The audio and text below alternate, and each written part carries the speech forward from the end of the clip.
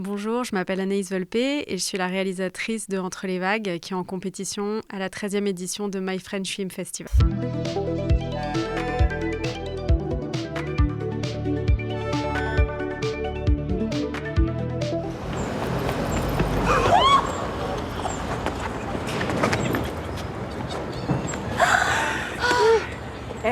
On a fait un truc de fou. Mais non, on s'est tapé la honte. Est-ce qu'on s'en fout?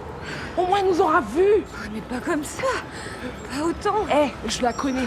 Ce genre de metteur en scène, c'est des oufs. Il leur faut des acteurs de ouf. Je sais qu'elle aime ça, je le sens, tu vois. C'est un film sur une grande histoire d'amitié, une amitié forte en tout cas entre deux héroïnes qui s'appellent Margot et Alma et qui ont un rêve de théâtre, toutes les deux, de jouer sur scène.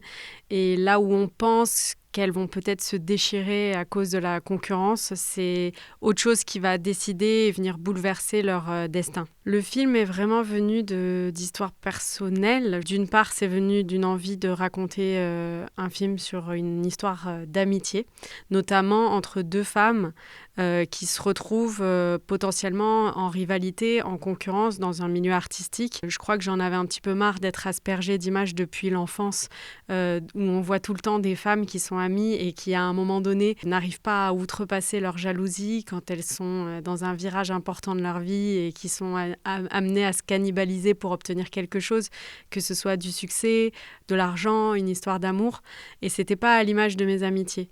Donc j'avais envie de raconter une histoire où les femmes sont capables quand même de se soutenir malgré la concurrence. Et le deuxième point, je dirais que c'est parce que j'ai été amenée à perdre une amie de manière foudroyante. Et c'est quelque chose qui m'a énormément bouleversée. Et pour lui rendre hommage, j'ai eu besoin de fabriquer ce film. Donc c'est ces deux points de départ qui ont créé ce film. Heureuse. Vous comprenez? Oui. Ouais. Bon, on va faire quand même un exercice. Mais pourquoi tu rigoles? Pas moi. Mettez-vous face à face. Fermez les yeux. Quand je tape deux mains, vous dites « Happy Birthday ». L'écriture du film a été effectivement précise, c'est-à-dire que les actrices Souheila Yacoub et Deborah Lukumona n'ont pas eu de marge de manœuvre pour improviser quoi que ce soit. J'avais vraiment envie effectivement qu'il y ait plusieurs couches de jeu dans le film. Il y a quand elles jouent sur scène, il y a quand elles jouent dans leur vie et il y a quand elles s'arrêtent de jouer parce qu'elles sont rattrapées par ce qu'elles sont en train de vivre et que ça devient trop difficile. Et je leur avais expliqué dès les castings mais aussi les répétitions avant le tournage que ce que je voulais, c'est que quel que soit le niveau de jeu et la couche de jeu dans laquelle on était, qu'elle reste tout le temps vraie et sincère et que ce soit vraiment du premier degré pour elle, de manière à ce que les personnages restent tout le temps très vrais, même quand ils jouent, et qu'on puisse y croire et être embarqué avec elle. Et j'avais notamment ce désir de commencer le film par une scène où elles se battent au théâtre et où on va comprendre juste après que tout ça n'était que du jeu aussi, pour montrer que ces filles, elles sont obligées de se battre en fait pour obtenir ce dont elles ont besoin, pour obtenir ce qu'elles veulent, que ce soit se rendre justice auprès d'un ex, que ce soit obtenir un rôle, que ce soit essayer de croire en la vie malgré toutes les difficultés. Elles seront toujours obligées de se battre. Et c'est pour ça que ça commence d'ailleurs par cette image qui est en lien justement aussi avec le jeu qui les poursuivra tout le temps, quoi. J'ai eu une grande chance de pouvoir travailler avec deux jeunes actrices qui sont aussi professionnelles à leur âge.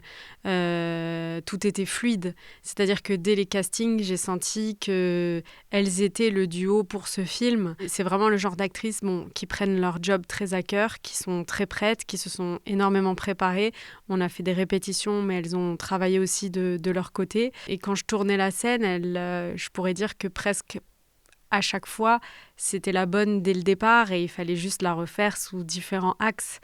Et j'ai bien conscience que ce que je leur ai demandé, ça restait très difficile puisqu'on a tourné ce film en 21 jours dans une grande urgence entre deux confinements et on avait parfois 4, 5, 6 séquences à tourner par jour et elles devaient faire vraiment du 180 degrés en termes émotionnels et elles en étaient capables. Elles sont capables de tout faire. Et ce qui était difficile dans la particularité de ce casting, c'est que il fallait qu'on puisse croire au fait que Christine, la metteuse en scène dans le film, puisse les choisir sur scène, donc que ce soit des virtuoses sur scène, et qu'on puisse, nous aussi, en tant que spectateurs, croire en toutes les scènes d'amitié en dehors du théâtre.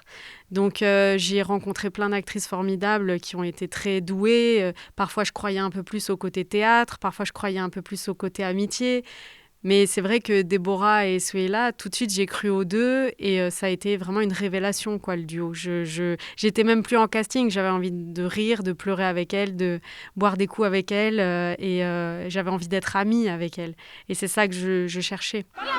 En arrivant ici, mon arrière-grand-mère emmenait les enfants à Coney Island. Encore plus. Ils y ont passé une nuit folle. Ils ne laissaient plus rien passer au hasard. Le bateau les avait déracinés, enracinés ici. Ils savaient que tout restait à construire. C'est ça. Pour les générations à venir. C'est ça. On reprend. C'est ça. J'avais vraiment envie que cette pièce de théâtre soit un endroit de vie et un endroit qui prend vie dans le sens de l'échappatoire, pour qu'elles puissent s'échapper finalement l'une et l'autre par le rêve et par l'envie de leur quotidien et de ce qu'elles vont être amenées à traverser ensemble. Et New York, c'est une ville que j'ai pas choisie au hasard parce que c'est vraiment une ville qui ne dort pas, qui ne meurt pas. C'est vraiment là où l'une peut aller, l'autre, on ne sait pas si elle va pouvoir y aller. Donc je trouvais que New York rajoutait du curseur de vie et d'énergie justement à l'intérieur même du film. Comme Margot et Alma qui continuent coûte que coûte à créer, nous, avec l'équipe, on était entre deux confinements. On sortait du premier, on allait rentrer vraiment dans le second. En fait, on avait la sensation de continuer à créer malgré une pandémie mondiale. Et cette énergie s'est complètement décuplée, déployée, même en post-production, puisqu'on était en plein second confinement où tout était fermé. Et je me souviens qu'avec la monteuse, pendant plusieurs mois, on n'avait que ça à faire, puisque tout était à l'arrêt. Dans un Paris vide, on rentrait chez nous le soir avec des dérogations puisqu'on travaillait. Paris était vraiment désert et on ne faisait que ça et on continuait à créer. Et je pense qu'on s'est vraiment mis à corps perdu là-dedans aussi, même si effectivement, ça a été une aventure épuisante mais très positive. Quand j'ai imaginé ce film, on était en 2016. Donc je sais que pas mal de gens m'ont demandé après coup si Entre les vagues, c'était dû au Covid, mais c'est vraiment le hasard. Et je l'ai vraiment tourné entre les vagues de confinement. Donc c'était assez fou. Mais ça représente ces vagues émotionnelles. Et surtout, ces moments dans la vie où on se retrouve à traverser quelque chose de dramatique alors qu'on doit continuer à vivre. Que ce soit parce qu'on doit s'occuper de nos enfants alors qu'on perd un parent ou autre, ce genre de moment très particulier dans la vie où on a les deux, la vie, la construction et où on sait qu'on a aussi le drame. J'ai adoré accompagner le film à l'international dans certains pays.